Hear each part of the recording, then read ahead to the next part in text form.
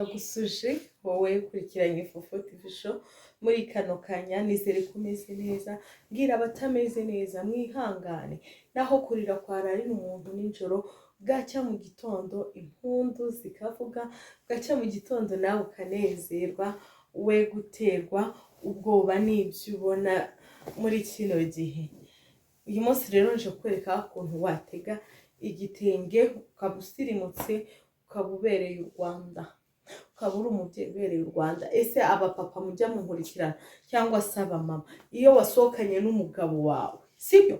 Mbabare mvuge kuri kano kantu, iyo wasohokanye n'umugabo wawe wenda mugiye gusura abantu, ntabwo mvuze mu kabari, sibyo? Mu kabari ndabizi imyenda mujyanayo, ndabareba nkabibwira.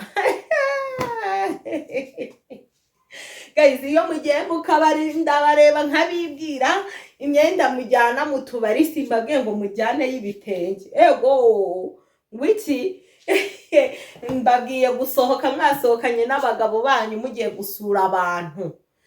Tega igitenge ukenyera ikindi, wambarira ibaya, uzaba uberewe, wishwaza umugabo wawe, wimushwaza murasohotse, usohotse mu dupantaro mugiye gusura umuntu ngaho witwaje umwana wambaye agapantaro.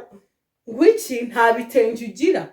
Nimba uri umubyeyi udafite ibitenge mpamagara ngiye kugufasha kugura ibitenge. Nimba uri hano hafi cyangwa uri ni Kigali ndagufasha kugura ibitenge, ariko ntushwaze uwo mugabo mwabanye uri kumugenda inyuma n'amapantaro, wimushwaza uhetse umwana wambaye amapantaro. Uwo si umwenda w'ababyeyi bambaye amapantaro, ndabivuga nshize amanga.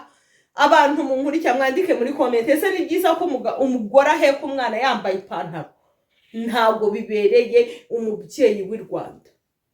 Ndabikubwiye, nimba ukurikirana Fofo TV show uri umugabo, umugore ntazakujya inyuma mugiye gusura kwa nyoko bukwe ngaha yambaye udupantaro.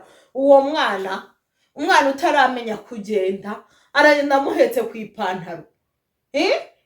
Ugasanga hari ibintu byateye, ugasanga umugore aratwita indigera hano yambaye ipantaro. Mama, uwo si umwenda w'abantu batwite. Shaka ikanzu, shaka mariniyeri, senzaze kubigisha uko bambara. Kane kumara iminota tuzagenda duhugurana, sibyo? Nawe agakosa waba umbonaho kandike muri comment duhugurane, nkuko nanjye mba mbahuguye kumubyeyi ari uwakenyeye igitenge ahetse umwana ugiye gukingiza.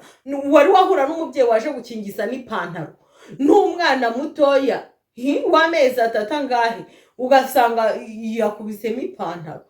Uri gushwaza umugabo wawe, uri kumushwaza. Hindura, nudahinduye ndakubwiye ngo abantu bari kuri gucishamo, ubwo ntabwo ukurikirana Fofo TV show. Mumeze mutese, nizere ko mumeze neza babyeyi mudukurikirana.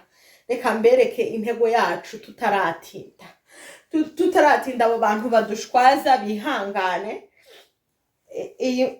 Iyi mpuguro ibasigiye ubutumwa. Tubahaye ubutumwa bw'igitenge, kuko mwakambara igitenge. Ndabarebye ndabibwira we. Ndabarebye ndabibwira, mbahaye ubutumwa bw'igitenge, sibyo? Nukuntu wagira gute watega igitenge. Akababyeyi ndabakunda bambi, sibyo? Simuzi ko muri ingenzi kuri nge.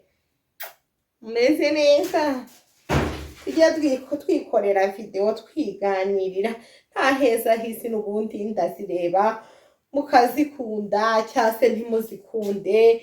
Uri kumva rero mugiye mwirebera video tuniganirira babashije kureba Fofo TV show, sibyo abashu? Uri kubona kuntu noneho nteze wambonye. Vuga ati muri comment ati nakubonye.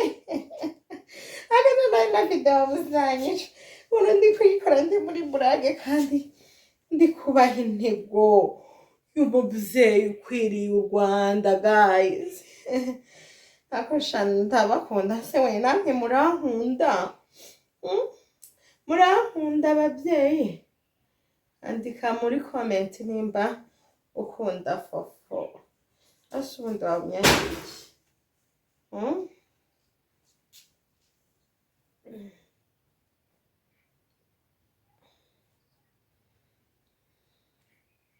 muri kubona ko ndi kugenda ngobeka muri kano kantu nagiye nsiga ushaka kumbaza wambaza impamvu nakaraze nawe kandi uri kubibona ko imeze nk'umurongo naciye imeze neza ibereye umubyeyi rwose sibyo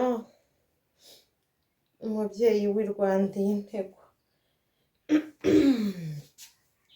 iyi ntego irakubereye nimba uri umubyeyi kandi n'intego duteze mu minota mikeya cyane sibyo guys sa nkuyigira gutya ahangaha ifite ukuntu itari kundyohera ngomba kubanza nkayitereza maze noneho ikaniryohera sibyo nyuma hose nkatebeza nkahisha umusatsi kandi nkaba mberewe nk'umubyeyi sibyo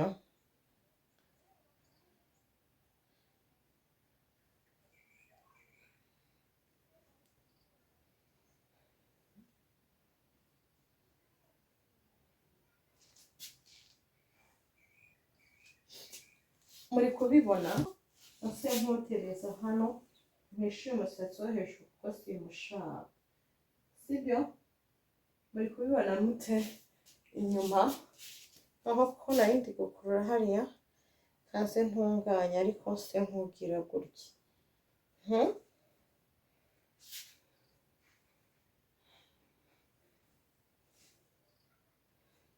inshuti zanjye inshuti za fofo uramutse uteze gutya ukigendera aho waba ugiye hose ugahisha ariko uyu mweru narabibabwiye hari ikibazo ntiwajya ahantu hose ushaka sibyo nkwereke n'iyindi iyi ngiyi uramutse utayikunze sibyo nkwereke n'iyindi wakomerezaho ntabwo nzababeshya ntabwo nzababeshya nimba iriya utayikunze uri kumva nka baba mama narindi kubwira ati wasohokanye n'umugabo nimba iriya utayikunze igira gutya kuko abantu bakunda bitandukanye sibyo sho wanjye kora kano kamodeli sinjya nkabereka kenshi njya nkabereka gakore umubyeyi w'u Rwanda rwose hari icyo bigutwaye akangaka nkakweretse kugira ngo iriya niba takunogeye hita ukubitaho naka kandi abona ko bidatwaye iminota myinshi ari ibintu bitwaye iminota mikeya ndagushimiye rero wowe wakurikiranye Fofo TV show nimba utarakora subscribe ukora subscribe ukore share like na comment kugira ngo tuzage tubana mu bindi biganiro by'ubwenge tugira aha kuri Fofo TV show ndabashimiye rero mugire ibihe byiza ciao ciao